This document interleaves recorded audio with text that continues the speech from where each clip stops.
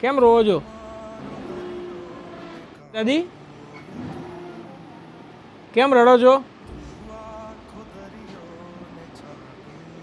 રડવાનું નહીં. ક્યાંથી આવ્યા? ધોલપુરથી. હું તમારો દીકરો છું. બસમાં આવ્યા? એકલા આવ્યા હતા? ગીતા મંદિર બસ સ્ટેન્ડ ઉપર હતા? એટલે ગીતા મંદિર હતું ને, ગીતા મંદિર બસ સ્ટેન્ડ હતા ને? સાથે જવું હોશથી તું મારું દરિયાને કાંઠો એ તું આખો દરિયા એ કહે છે બધું તમે ક્યાં લીધો